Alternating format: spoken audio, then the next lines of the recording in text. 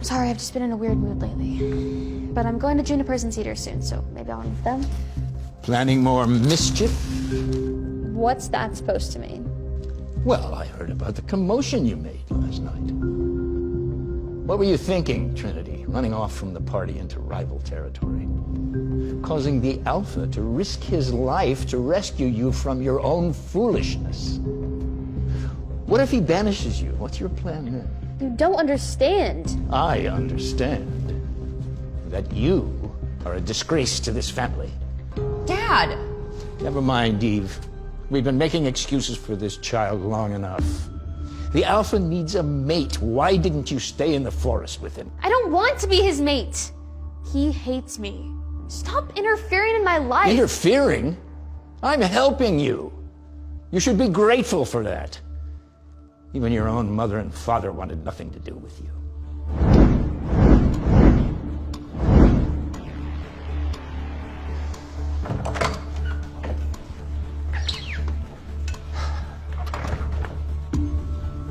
I can't believe you just said that to her. She is wolfless as it is. If she doesn't find a mate soon, the elders will probably punish her. This is the only option.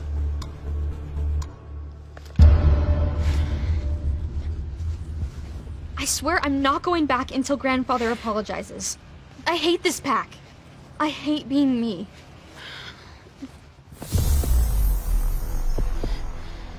Oh, no, this can't be happening. Not again. Who are you? Why are you following me? Come out and fight me like a man. God, this would be a great time to develop my powers. I need to get out of here. This is it. I'm going to die.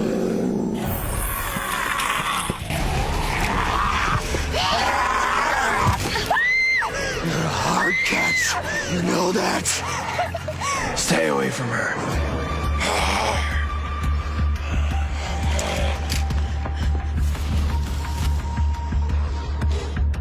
The Alpha!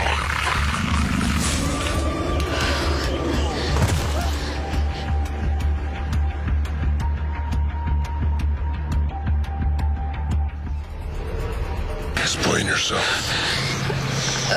I can't believe he saved me. He must have tracked my scent, but how? Don't ever try to run away from me again. Your clothes, sir. Noah? What are you doing here? You have no excuse to be journeying these parts unattended. You know how risky that is. What got into you? I don't know, Grandfather was yelling at me because... For running away from the Alpha last night? Yeah. Not your finest moment, cuz. He told you? Of course he told me, dummy. And look, even if you are just a powerless halfie, even the Alpha can't deny the command of the goddess. What? What are you trying to say? You two imprinted on each other. You're going to be the Alpha's mate. I can't believe I'm in heat in the middle of school, Trinity whispered. Most college freshmen didn't have to deal with being in heat once a month, but most college freshmen weren't werewolves. Trinity had many perks of being a wolf. She was stronger and faster than most humans for a start, but her monthly cycles were when she was at peak fertility, desperate for a mate. Then her body grew incredibly hot and her mind raced with dirty thoughts. And the day before the Harvest Moon Festival, Trinity moaned. Ugh, it's a good thing I'm not going. Everyone would be able to smell it. They'd think I'm more pathetic than ever. After all, it was hard to be in heat when you still didn't have a mate. But Trinity was unlike any other wolf in the pack. Everyone else could shift into a wolf form, except for her. Having no wolf meant no one would ever mate with her. Trinity was destined to go through life mateless, and once a month, incredibly hot and frustrated. She sprayed some perfume onto her clothes in a desperate attempt to cover up the scent. Trinity stared at herself in the bathroom mirror. She pulled her long, wavy brown hair into a high ponytail and sighed over the features that made her unattractive to the other members of the pack. She was short for a wolf, only 5'5", and her skin was too pale. Well, better get to class, she grumbled.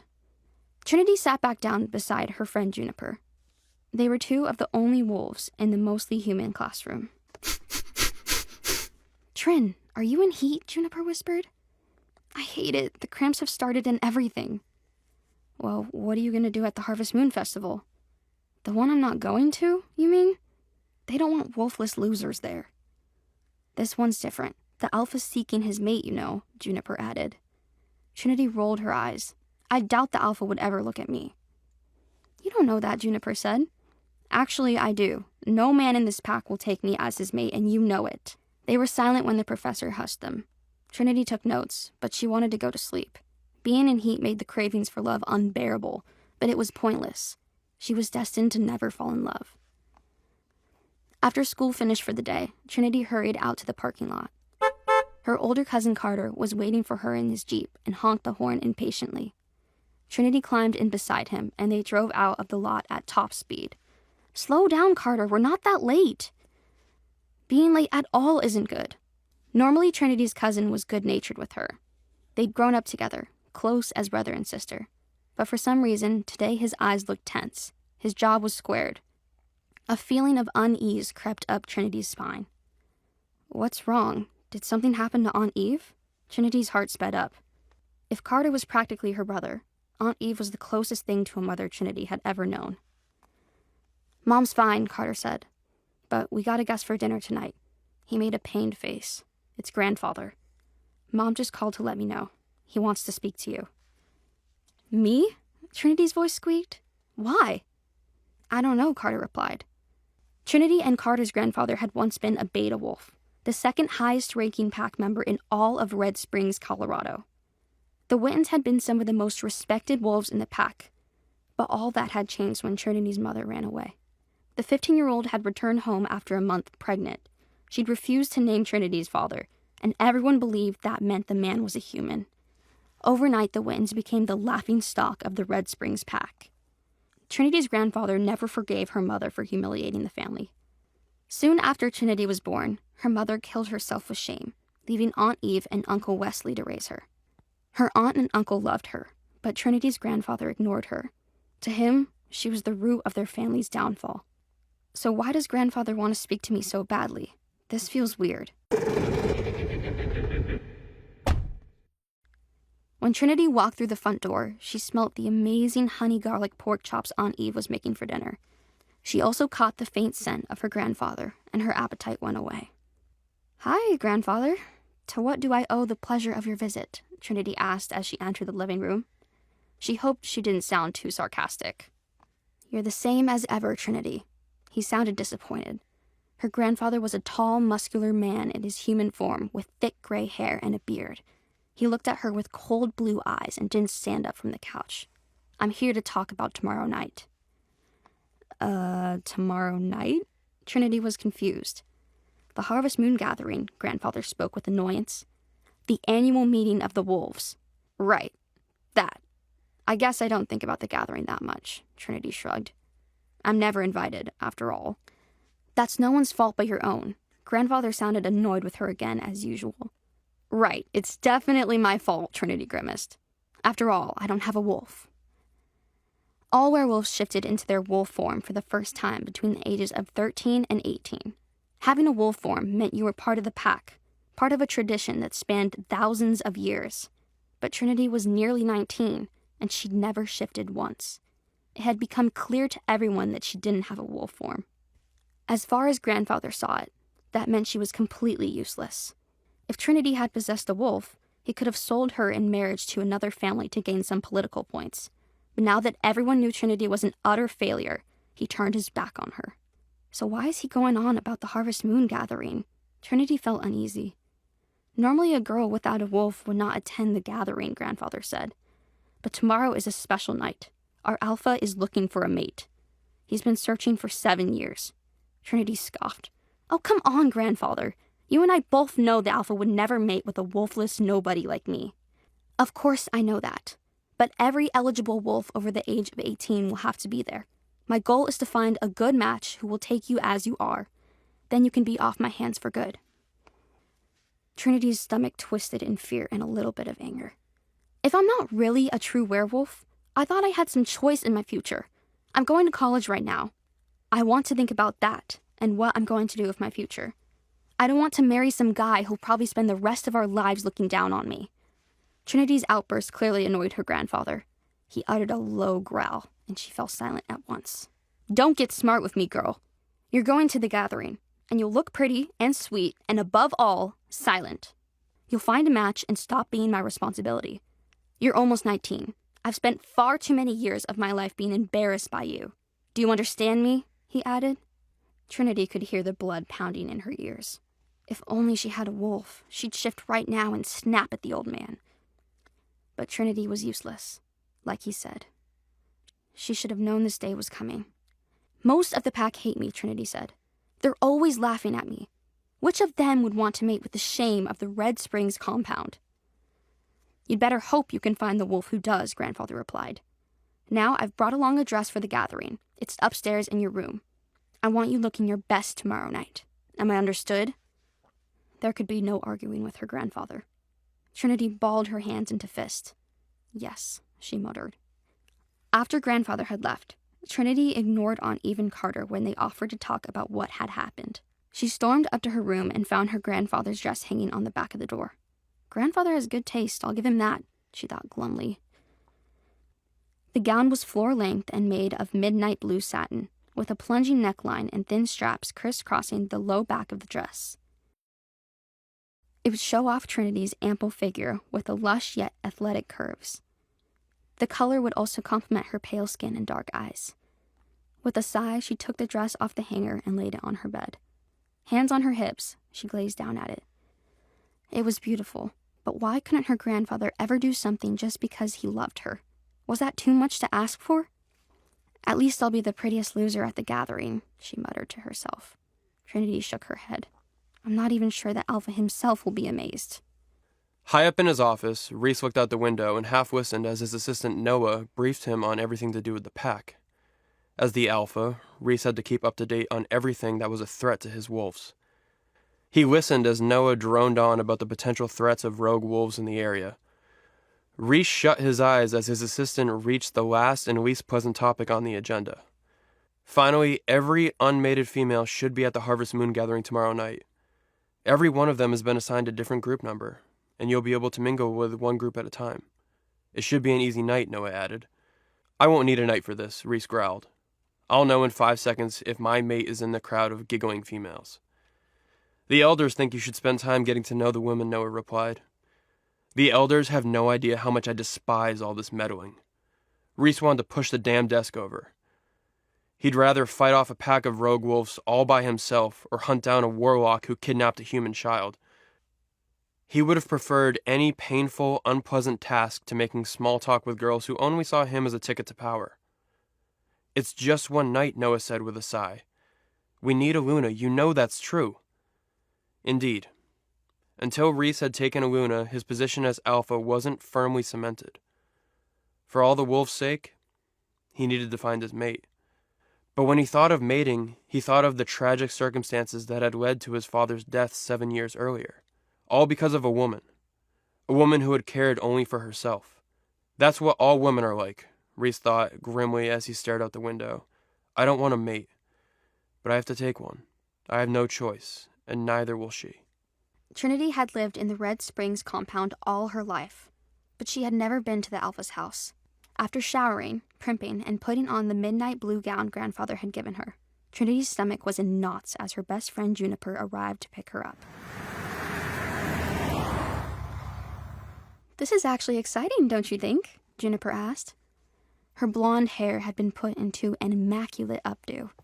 She was tall and athletically slim, like every other woman in the pack, except Trinity, of course. I don't know why you're excited, Trinity teased. You've already found your mate. True, Paul's annoyingly perfect, Juniper laughed. The moon goddess herself decided on werewolves' mate bonds. Paul and Juniper had literally been destined for each other. Even though Trinity was happy for her friend, there was a little sadness in knowing she'd never experienced something like that herself. But if you guys are mated, Trinity said, why do you have to come tonight? I thought it was a mixer for all the eligible unmatched wolves. It's the Harvest Moon gathering, Trin. It's not just the Alpha's meet and greet. Juniper bounced in her seat. Maybe something special is waiting for you at the party tonight. This could be the moment that changes everything. Knowing me, it'll be for the worst, Trinity grumbled. Juniper meant well, but they both knew it was hopeless. If Trinity didn't have a wolf, that meant she didn't have a mate. Simple as that. They turned into the Alpha's driveway, a long, long stretch of road through the deep woods. They wound along the mountainside until they finally arrived at the house itself. Juniper parked, and the girls walked toward the brightly lit building. Lanterns and fairy lights glowed in the trees, casting soft illumination everywhere. Mated or unmated, a gruff man a few years older than Trinity stopped the girls near the front of the house. He had a clipboard and looked no nonsense. Mated, Juniper said. Unmated, Trinity replied. Last name? Witten. Trinity noticed his jolt of surprise at her name, but he checked something off on a list. Miss Witten, you're in group number 3. Your meeting with the Alpha will come later. In the meantime, you're encouraged to mingle with the other unmated partygoers. Should any wolves find their mate tonight, the Alpha will consider this gathering a success, the man said. Well, anything to make the Alpha happy, Trinity said with a shrug and a smile. She and Juniper walked up the steps to the house, which was a beautiful mansion constructed of smooth gray stone. There was even a castle turret high above. Whoever gets to live here will be a lucky little princess, Trinity thought to herself. Then they went through the house to the backyard, where a dance floor had been set up. A buffet had been set up on one side of the garden, and it smelled incredible. Do they have fried chicken and ribeye steak here? Trinity's mouth watered. I think I just found my mate. That buffet table and I are going to be so happy together. Ha ha, Juniper tugged her arm. Come on, we need to at least introduce you around. You know how that's going to go, Juniper. Most people here don't know me. And when they find out I'm the wolfless Witten girl, they're not going to be nice, Trinity sighed. Just try. You never know what could happen. Juniper dragged her friend over to a tall, handsome boy with sandy blonde hair. Jasper! Hey, I want you to meet my friend, Trinity. Jasper's handsomeness lessened when he scowled down at Trinity. Where'd you find a wolf this short? He sounded disbelieving. At 5'5", Trinity was almost a full foot shorter than most males in the pack. I'm Trinity Witten. Nice to meet you, she said. Witten? Oh. Jasper downed his beer in a single gulp and tossed the cup away. So you're that girl. What, that fun, pretty, nice-smelling, shorter-than-average girl? Is that what you mean? Trinity questioned. But Jasper had decided to completely ignore Trinity. He walked off like she didn't even exist. Screw him, Juniper looked furious. I ought to go rip his arm off. Don't give him any more attention. He doesn't deserve it. Trinity had expected that kind of treatment, but it didn't make her feel any better. Maybe I should just go sit by the food and wait for my turn with the Alpha. Then we can go. No. Juniper was being stubborn about this as she grabbed Trinity's hand. We're going to find you someone. But the next two boys they met both did the same thing Jasper had. They heard Trinity's last name, looked her up and down with a sneer, and walked away. I don't get what's going on. Juniper seemed close to tears. They've never been like this before. They don't want to hang out with the homeschooled weirdo who's going to get a job in the human world after graduation, Trinity grumbled. Can't say I blame them. Actually, she did blame them, but she didn't want Juniper to feel bad. You're one of the special ones, Juniper. You and Paul never cared who I was, but most of the wolves aren't going to feel that way, she continued. Let's hang out with some of the girls. Juniper steered Trinity toward a small group talking under a tree. Hi, June, one of the wolf girls said, smiling brightly when Juniper arrived. There was a moment of confusion as everyone stared at Trinity. Oh, wow, I don't think I've seen you around here before. This is my first gathering. Trinity didn't volunteer her name this time. She got the feeling it wouldn't go over well.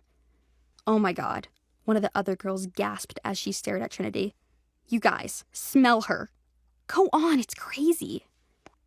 This is a little too intimate considering we just met. But Trinity's joke didn't land.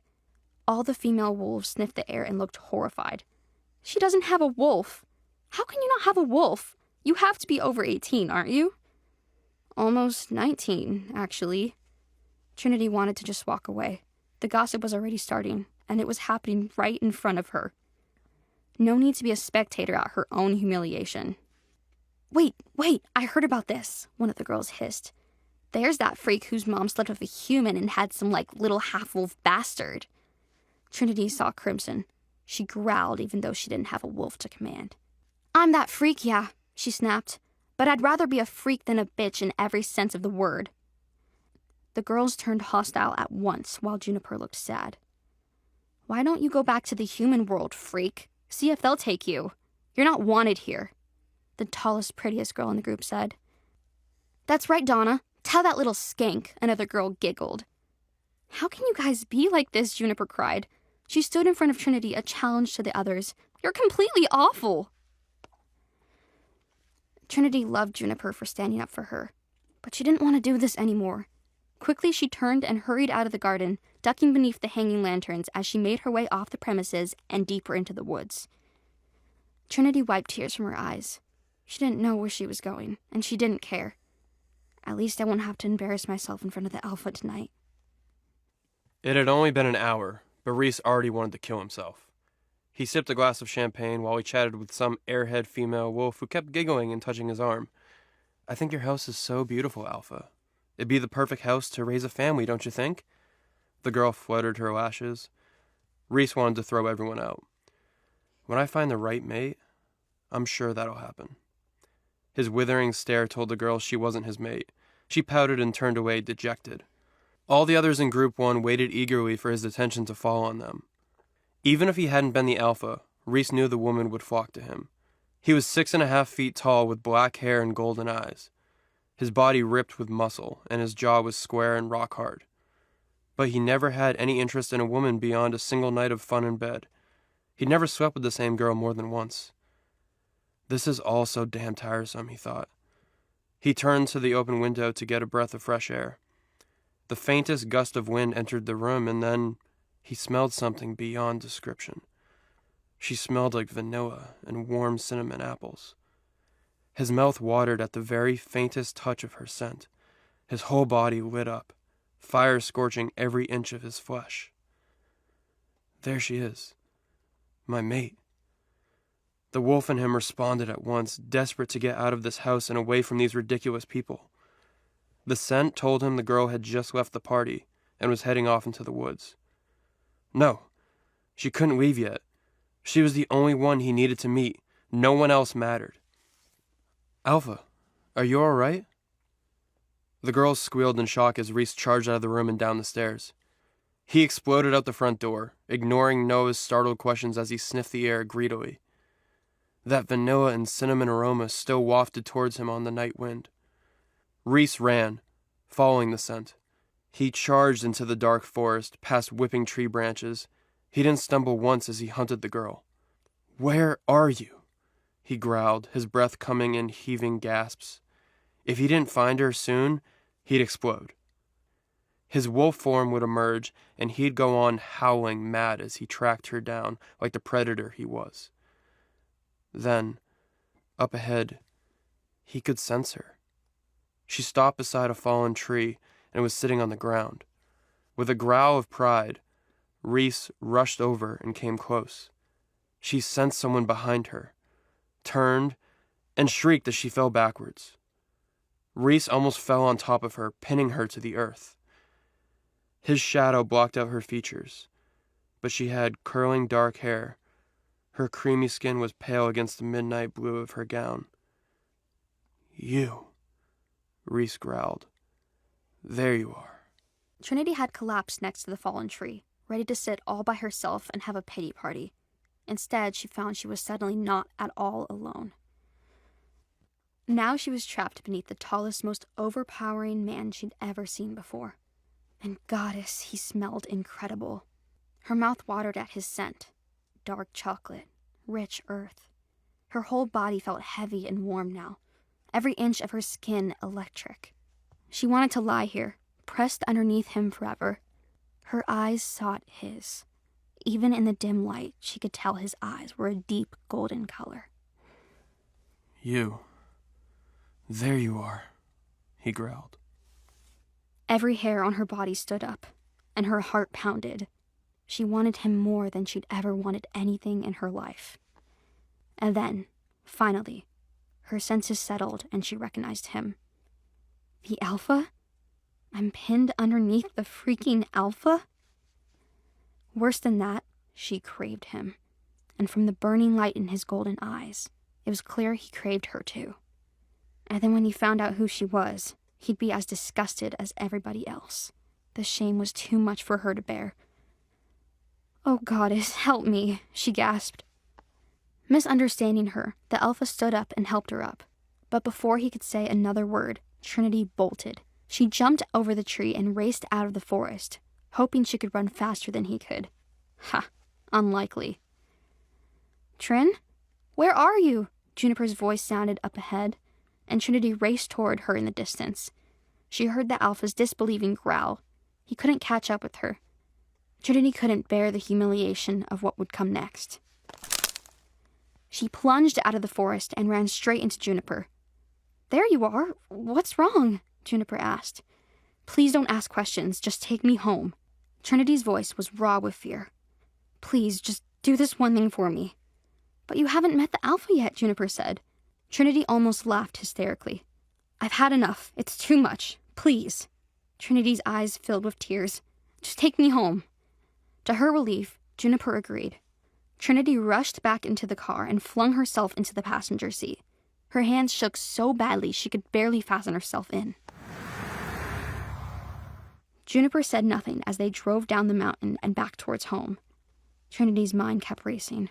Her body felt more alive than ever before, the blood throbbing in her temples, her muscles tense and ready to leap in any direction. "Did something happen in the woods?" Juniper asked softly as they turned the corner onto the street of Trinity's house. "No. Yes. Not really." How could she explain? "Juniper, I met the Alpha, and he looked like he wanted to gobble me up in the best way, just wasn't the easiest sentence in the world to get out." Maybe if she had a wolf on her own, this would have been some perfect fairy tale moment. But Trinity didn't belong with any wolf, and that meant she especially didn't belong with the Alpha. Juniper stopped the car, but grabbed Trinity's arm as she got out. "I'm not going to press you for answers tonight, but I'm worried about you, Trin," Juniper said. "It's just got to be too much. I'm fine." But she knew Juniper didn't believe that. "Later on, after you've calmed down, can we talk about it?" Juniper asked. Yes. Trinity would get her thoughts in order. That would help. "Hey, sorry I took you away from the party." Best friends are more important than some stupid party. Juniper gave her a big hug. Trinity loosened up. She even laughed a little. Trinity walked into the house. She wanted to go straight to her room, but Aunt Eve immediately noticed something was wrong. "Trinity, what happened? Are you all right?" she asked Trinity. "I'm fine, Aunt Eve. The party just got to be a little too much. No one was very welcoming." That part was true, at least. Her aunt huffed, and Uncle Wesley came into the hall. "You're on the verge of tears. I don't think the party was just too much for you," her uncle said. His dark brows furrowed. "Was someone cruel to you?" "Everyone snubbed me. It's fine. It's what I expected," Trinity answered. Trinity had to get out of here. She needed a hot shower and to go to bed. She needed to calm her racing thoughts. Uncle Wesley huffed. "Well, no one should be treating you like an outcast. Maybe I should see the Alpha about it." "No!" Her aunt and uncle were startled by her outburst. "Don't go to the Alpha about me. I just want everyone to leave me alone." "Trinity," Aunt Eve said. But Trinity pushed past her aunt and uncle and raced up the stairs. Trinity turned on the shower, making the water as hot as she could. She peeled off her dress and got in, letting the steam envelop her. She shut her eyes as the hot water cascaded down her body. It did no good.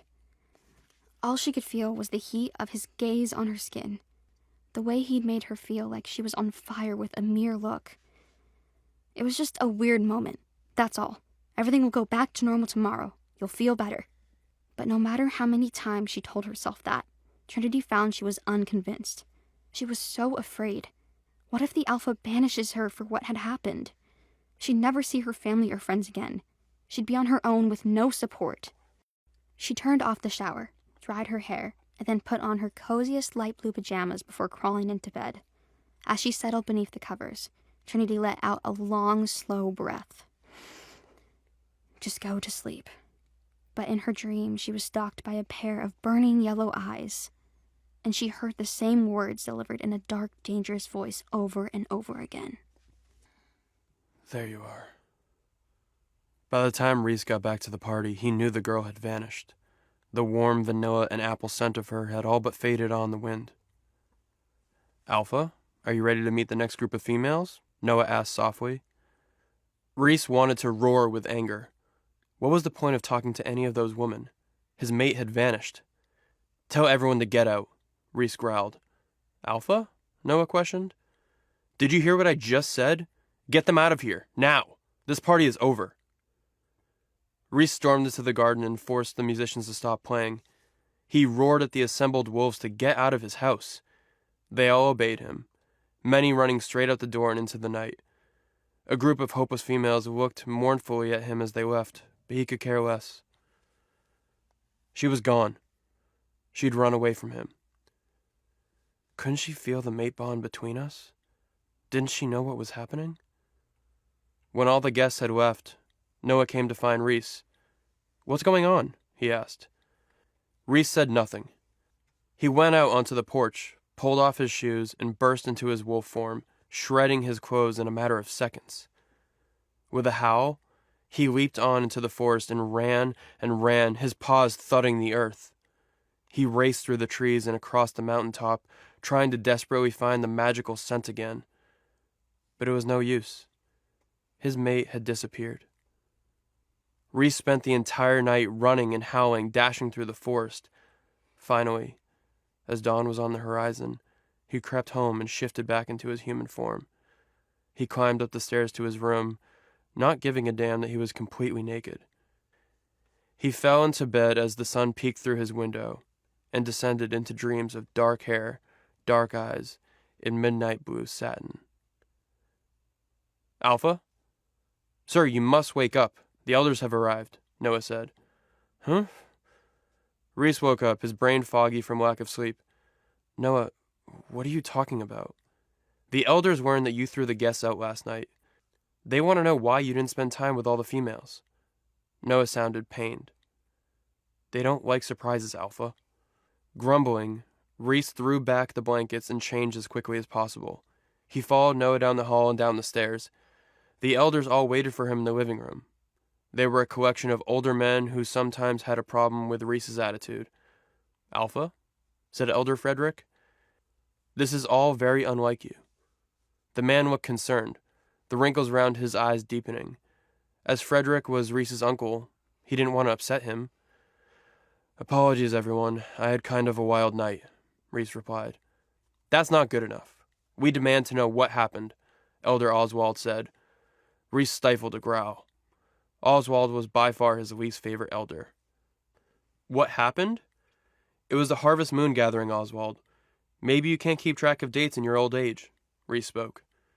Noah whimpered, clearly annoyed by Reese's attitude. Oswald's cheeks went red. That's not what I meant, and you know it. Why did you leave the party early?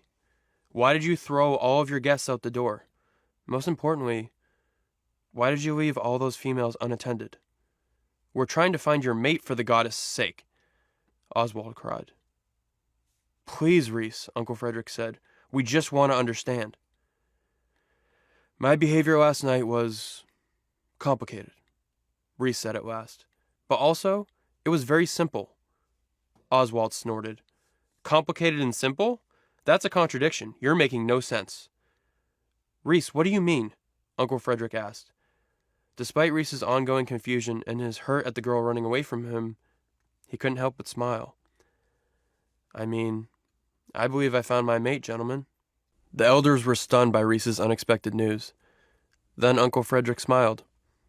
Alpha, Reese, this is incredible. I knew the gathering would work its magic. The others murmured their agreement. Even Oswald seemed pleased. Who was she? Oswald asked. Reese shrugged. I still don't know, Reese replied.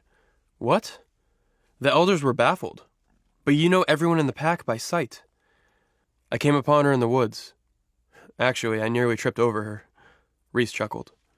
Her long, dark hair was in her face, and before I had a chance to speak with her, she ran away, he explained. Confused murmurs rippled through the gathering. How did she manage to run away from you? Oswald asked. And why would she? You're the Alpha. If you felt the mate bond, surely she did as well. Reese didn't like being questioned like this. He was still struggling to get his bearings after the insanity of last night, and he didn't want a worm like Oswald making him feel worse. Reese growled softly in his throat, which made the older wolves stop fussing. I'm sure the moment was as confusing and exciting for her as it was for me. Finding her again should be no problem. Was she in one of the groups of females? Uncle Frederick asked eagerly. If so, that would make finding her even simpler. We have a list of everyone who attended the gathering. She wasn't in the group. Reese was growling, frustrated. Those others were shallow and greedy. They only wanted the position of being my Luna. Something about this girl felt different. Almost lonely somehow. The vanilla and apple scent of her aside had been another thing that struck Reese. How alienated this girl felt from the party and from the world. It was something he could understand in his own way. We're getting off the point, Reese said, irritated. I caught her scent in the wind and followed her into the forest. My wolf knew at once that she was my mate. She got scared and ran. Some girl called for her up ahead near the edge of the woods. When I got back to the party, she was gone. I wanted to chase her, but I'd lost her scent among so many others. When I get frustrated, Reese growled, it's a bad idea to let me be among groups of people. So I sent everyone home in case I lost control of my wolf. Well, we need to find her at once, Oswald said. Great. Reese frowned, annoyed that the elders were starting on their usual crap at once. I know that our pack is weakened by my lack of a Luna, Reese snapped. I'll find her and bring her back. There must be something we can use to identify her, Uncle Frederick said. Reese considered. He spent the night roaming the mountainside and the forest, sniffing everywhere in the compound for some way to locate the girl. She lives somewhere in the upper part of the compound, Reese said. That's where her scent was strongest. I know she's shorter than me, but so is every other woman in the pack. She had dark brown hair. She was wearing a midnight blue dress. A memory emerged. And her friend called her Trin. I remember now. To Reese's surprise, Noah stiffened like someone had shoved a rod up his butt. Reese's assistant looked nervous as the elders continued to discuss the problem. What's wrong? Reese muttered to Noah. Alpha, we need to talk. In private, if you don't mind. Noah answered. Reese and Noah left the elders behind and retreated to a private corner of the hallway. Well, what is it? I think I know who the girl is. That was great news, but why did Noah look so sick? Then tell me, Reese muttered. Who is she? If I'm right, I think you meant my cousin Trinity. Yes, Trin was an obvious name for Trinity. Reese frowned. Something about that name sounded familiar, but why? Your cousin? He said. My mom and dad raised her since she was a baby. She's more like a sister to me than anything else. Why are you so nervous? Why is this bad news? My cousin is Trinity Whitten, Noah said slowly. You know about her, don't you? The last name, Whitten, was what finally did it.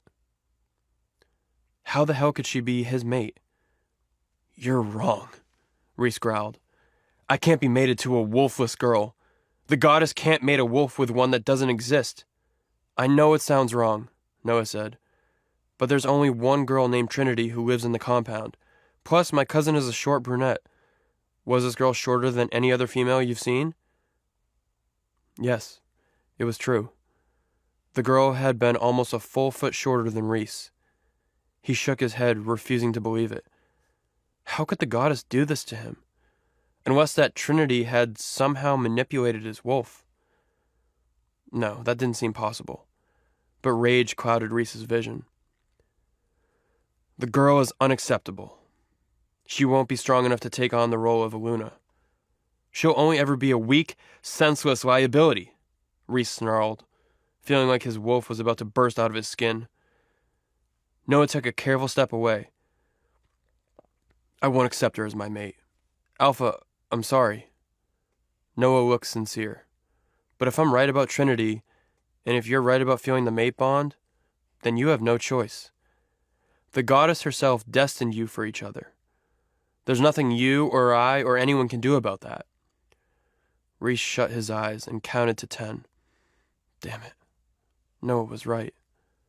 There was no mistaking the way his wolf had reacted to the girl's scent. Trinity Whitten was his mate, and only the goddess herself knew why. There was nothing Reese could do. "All right," he growled. "Call your parents. Tell them to prepare their niece for my arrival." Reese fumed while Noah hastily made the call. He murmured into his cell phone for a moment, then hung up. Reese's assistant looked even sicker than he had a moment before. "What the hell is it now?" Reese snapped. "Trinity's gone. She left the house before anyone else woke up. We don't know where she went, and she's not answering her cell phone." Trinity had woken up before the sun was over the horizon, after a night of hot, strange dreams about golden eyes and the scent of mocha and earth. She felt dizzy and exhausted. She dressed and hurried out the door before anyone else woke up. I need to get my mind off things. I need a normal day. She went to Juniper's house. Her best friend was happy to help distract Trinity from her thoughts. They drove over to Paul's house. Juniper beamed when her boyfriend got in the car and planted a kiss on her lips. "Hey, Astro." Paul smiled at Trinity in the back seat. Astro was his nickname for her. "We missed you at the gathering last night." I felt sick." Trinity was grateful Juniper hadn't told Paul the truth just yet. "How about we go to a movie?" Juniper suggested. "Then to the mall. I want a total junk food day." Paul frowned. "Everything all right, Astro? Normally you would be hard at work on your morning run right now." "I did go to the gathering last night," Trinity said carefully. "Everybody was sort of mean to me. Except for the Alpha," she thought. He was definitely not mean. Intimidatingly sexy, maybe. Trinity sighed, but at least Paul accepted the explanation. Juniper drove them to the mall. They grabbed an early movie, stuffing themselves with popcorn, candy, and soda. When they got out, Trinity saw she had missed a few calls from home. She should have called back, but she couldn't face it right now. She turned her phone off. "Why is your family calling you so much?" Paul asked when they were having lunch in the food court later. "Maybe it has something to do with the rogue wolf sightings in the area," Juniper said quickly. "My parents heard that the rogues are looking for territory of their own and taking any of our pack they find." "I'll be sure not to trust strange wolves," Trinity joked. The rest of the day, as they played video games in the arcade and went back to Juniper's house for a movie night and a sleepover, Trinity wasn't thinking about rogues. She was thinking about the Alpha. She'd seen him before, but had never had such an overwhelming reaction to his scent.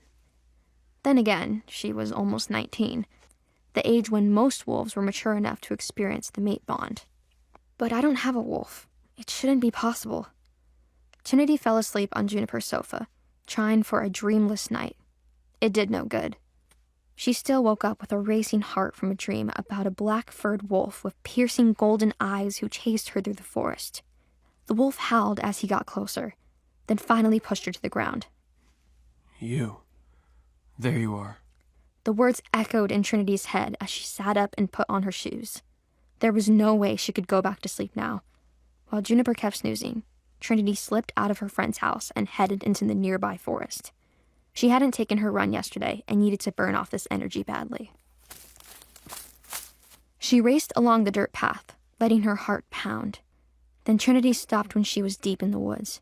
She heard the sound of heavy paws behind her. Oh, goddess, could it be the Alpha? Trinity whirled around but came face to face with a large silver-gray wolf that she'd never seen before. Its blue eyes glowed hatefully, and it snarled at her. It wasn't one of the pack wolves. Horrified, Trinity remembered Juniper's warning about rogues. Of all the times to meet someone who wanted to kill me, she thought grimly. The wolf snarled and attacked. Trinity lay beneath the shifting man, trying desperately to get away. His features continued to twist out of their human shape and into those of a pure wolf. If I don't move now, he'll bite my head off, she thought. As the man completed his shift into wolf form, Trinity used all her strength to push out from under him. While the newly shifted wolf snarled, she got up and ran. Trinity sprinted away, her feet pounding on the earth. But even though she was faster than almost any human, she was slower than most wolves. Trinity screamed as she tripped on a stone in the path and fell down, twisting around as the giant wolf landed on top of her. Its jaws snapped in her face, and it was only thanks to her strength and a little luck that she managed to not be bitten. Trinity yelled angrily at the heavy, smelly wolf as it pressed down upon her, crushing her into the ground. She kicked the wolf hard in his chest. He fell back with a yelp, then Trinity got up and ran forward. She springboarded off a tree, turned around, and kicked the wolf in the head. He howled in rage. "Surprised I can fight, jackass! Now you know!" She turned to run, but her foot tripped over a tree root. Trinity sprawled in the dirt, and the wolf pounced on her. They rolled across the earth. She gasped as the wolf pinned her to the ground and bared his teeth in her face. He growled, savoring his victory. "This is it," she thought. "I'm going to die." She struggled against the pressure, pinning her to the ground. Then suddenly, the pressure was gone.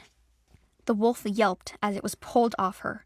Trinity sat up and saw the gray wolf snarling, its ears flattened against its head. Before it, an even larger wolf of sleek, black fur snarled in reply. The scent of dark chocolate and rich earth flooded Trinity's nostrils. Though she'd never seen this wolf before, she knew at once it was the Alpha. Goddess, he tracked me. Well, I guess I'm grateful he did. Trinity noticed that the wolf's eyes were a bright liquid gold instead of the warmer honeyish color of last night. The Alpha menaced the rogue wolf, snapping and furrowing the dirt with his claws.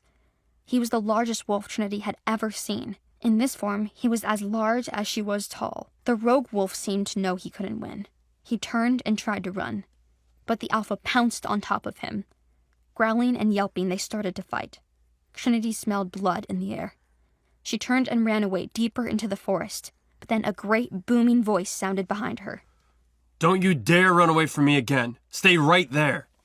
The Alpha's voice shivered all through Trinity's body, freezing her in place. She knelt on the ground and bowed her head, too afraid to look up. His merest words seemed to have complete control over her. What the hell was going on? "Trinity!" That was Noah's voice, and he sounded relieved. He came up the path with a couple of other wolves in human form. One of them carried a bag of clothes for the Alpha, who shifted into his human body and was now very exposed. Trinity looked away from the man's sculpted golden body as heat flushed her cheeks. "Noah, thanks for the help," she laughed weakly as her cousin grabbed her shoulders. "Where the hell have you been? Why haven't you answered your phone?" He sounded like an annoyed older brother again, which meant things were back to normal. Trinity watched over his shoulder as the pack members finished tying up the rogue who attacked her. "Sorry to scare you. I just didn't want to be around family for a while. Everyone was asking too many questions after the gathering," Trinity muttered. "You didn't even think to check your messages? If you had, you would have known a rogue had been sighted in the area. You would have known not to go into the woods by yourself." "I'm sorry." Trinity felt ashamed and annoyed. "I just needed time and space to myself. That's why I didn't come home last night." "Where were you?" The Alpha sauntered towards her, dressed in jeans and a white t-shirt that hugged every inch of his biceps and broad chest. Trinity could barely think straight for a minute. Alpha, you don't need to worry about me. I appreciate what you've done." The Alpha's eyes hardened. "Is this a joke?" he growled. "Why in the goddess's name shouldn't I want to know where you've been?" Trinity was getting confused. "Why didn't you tell anyone what happened at the Harvest Moon gathering?" Noah asked gently. "Because it was embarrassing. I wanted to forget the whole evening ever happened." "This is a joke." The Alpha looked furious. "Why? What's wrong?" "Trinity, do you really not understand what happened?" Noah asked. "You mated." "Mated? With whom?" "With me?" The Alpha snapped. Trinity froze. In some strange part of her, way deep down, the thought had occurred that she mated. But she dismissed it quickly. She had no wolf. And why would she ever mate with the freaking Alpha? All the hairs on the back of her neck stood up. "That can't be true. It can't," she cried. "When the Alpha is near, does his scent block out everything else?" Noah asked. "Yes." She felt dizzy. "But I've never been that close to the Alpha before. I thought maybe his scent was just different from the rest of the pack." "I knew you didn't have a wolf," the Alpha said, sounding irritated. "But I had no idea you were this ignorant of our culture. Maybe homeschooling you was a foolish idea." Trinity felt angry now. She was trying her best to cope. She didn't appreciate being scolded. no one really discussed mate bonds with me when I was growing up. Since I don't have a wolf, no one thought they needed to. Well, today you learn. I am your mate, the Alpha growled, and you're coming with me. With you? Where? Home. Our home. The Alpha didn't seem pleased by it, though. His jaw squared up even more, his dark brow furrowed. He looked like he wanted to kill Trinity and devour her at the same moment. She began to shake. No. I need to go back to my aunt and uncle's house. You don't belong with my family any longer, Trin. Noah sounded sad but firm. You belong with your mate now. Trinity's mate scowled deeper at Noah's words.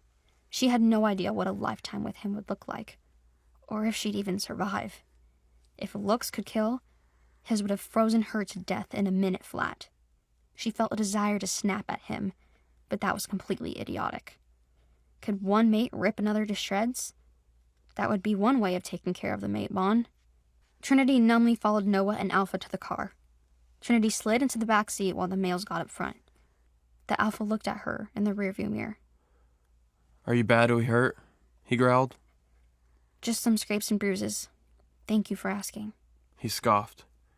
You're lucky we found you when we did. He must have just found you. No. He chased me, and then I fought him off for a while. He wouldn't have caught me, except I tripped. You? The Alpha sounded incredulous. How could someone like you have fought that rogue off for even a moment? Trinity felt hot with anger. I don't like waiting for everyone else to take care of me. Maybe I don't have a wolf, but I train damn hard in the gym. Noah winced. The Alpha smirked. I see you have a little fight in you. He turned on the car. That's annoying. They drove through the woods. Trinity wanted to call Aunt Eve and tell her what was happening, but Noah said he'd take care of it. As the Alpha's car pulled up to the enormous stone mansion, Trinity looked up at it with a sick feeling in her gut. 2 nights ago, it had looked like a fairy tale palace. Now it resembles a prison. She followed Noah and the Alpha inside. This time, they didn't head right into the garden, but led her deeper into the long, twisting halls of the house itself. Trinity gasped when they passed through the kitchen. It was the sort of place a gourmet chef dreamed about. There were 2 islands, 3 ovens, and rows upon rows of every type of utensil known to mankind hanging upon the walls. From the smell, someone had made fried chicken and mashed potatoes here not too long ago. Trinity's stomach growled. It was incredible, and she hadn't eaten breakfast yet. We're not stopping for any food. The Alpha said. It was like he'd read her mind. He continued across the kitchen briskly. Come on. They're waiting upstairs. They? Trinity asked. She crossed her arms. Who are they? What are we doing? The Alpha stopped and spun around. Trinity almost collided with the muscular walls of his chest. Don't question me. He growled. His whole firm body seemed to radiate anger. She realized he was keeping a tight leash on his emotions, one that could snap at any moment. Just do as I command, as your Alpha. Not my mate? She didn't mean to be challenging, but he was pissing her off. The Alpha ignored her. He led her through a dining room and then down a long hallway to a staircase. They climbed to the 3rd floor, Noah walking softly behind them. Trinity's heart pounded faster and faster. When could she talk to Aunt Eve? Or Carter? Or Juniper? Did anyone else know what had happened? She wished she'd just been able to call someone. The Alpha stomped down a carpeted hallway. There was a door at the end of the hall that he roughly shoved open. In here. He snapped. Trinity entered the room, Noah at her back like a combination bodyguard and prison warden. Oh! Trinity was shocked as she entered the room. Grandfather was there, as were Aunt Eve, Uncle Wesley, and Carter. There was also a circle of old men whom Trinity had never seen before. The oldest of them, a man with white hair and a deeply wrinkled face, stood up and smiled at her. Welcome, the old man said. Now that everyone's here, let's get down to business. Hello, young one. I'm one of the 5 elders of the pack. My name is Frederick, the old man said. Welcome to our gathering, Luna. What shall we call you? Trinity? A lovely name for a lovely girl. The old man was clearly trying to flatter her. Trinity glanced at Carter and the others in her family. She wanted to find strength here. but everyone except for Grandfather looked frightened. They made her feel worse. Now, Trinity, let's discuss what this means for you and the pack. Frederick sat down. He pointed to a throne-like chair at the head of the room. That must be the Alpha's chair. She felt a lump in her throat as she sat in it. Trinity surveyed the rest of the room like a queen. She felt exposed, especially because the Alpha was standing against the wall and glowering at her. She noticed things about him she'd never had before. How his hair was so black that the light brought out sapphire blue highlights in it. How his honey dark eyes seemed to scan everything in the room with ownership. How his high cheekbones and full lips and broad, handsome body all screamed to be touched. Trinity felt lust blooming through her body. His scent was intoxicating, but that was nothing compared to the hot yearning she felt for him. She blushed. Clearly, the feeling isn't mutual. He looks like he wants to yell at me. Trinity looked away from the Alpha and back at Grandfather, who was obviously gloating.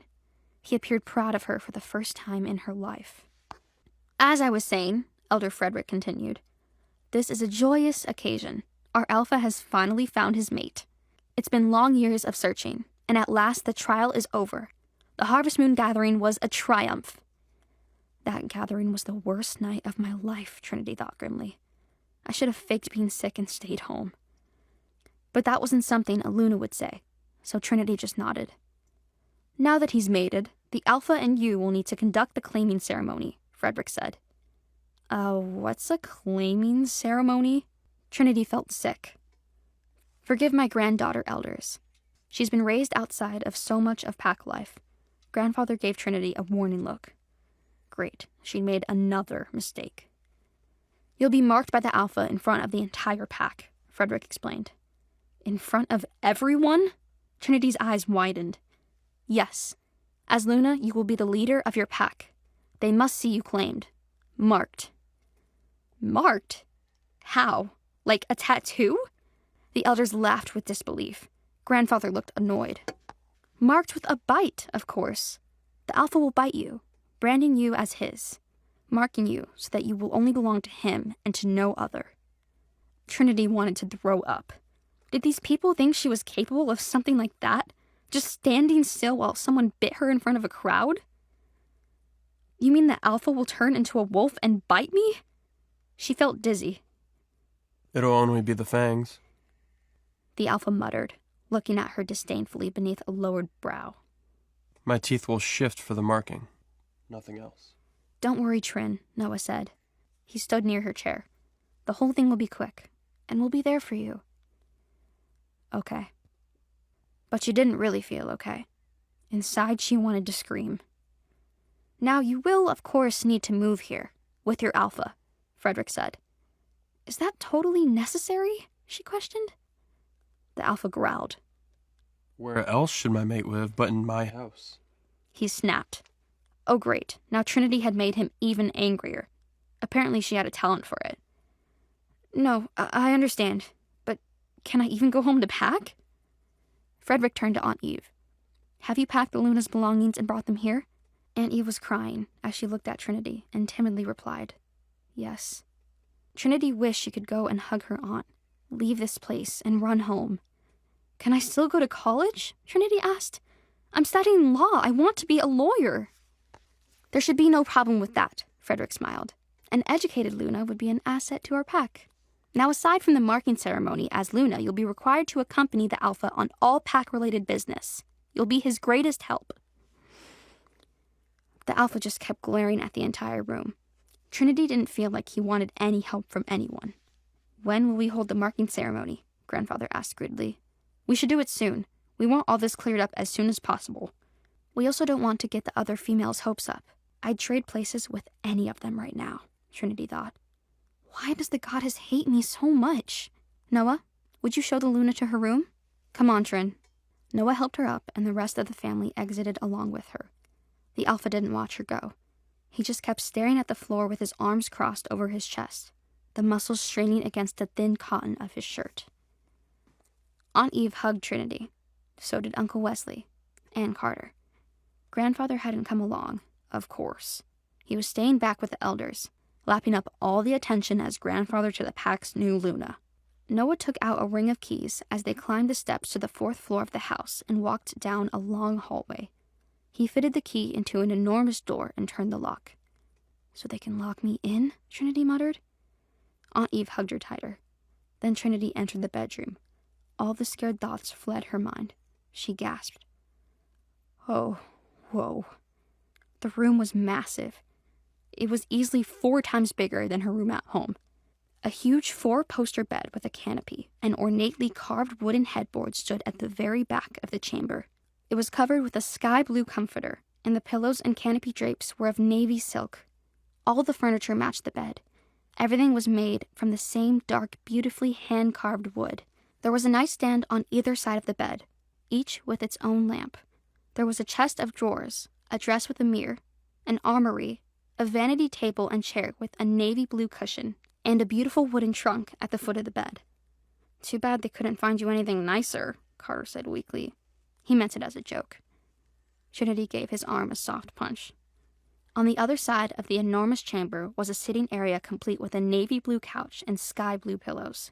There was an enormous flat-screen TV mounted on the wall, with rows of shelves built on either side of the screen.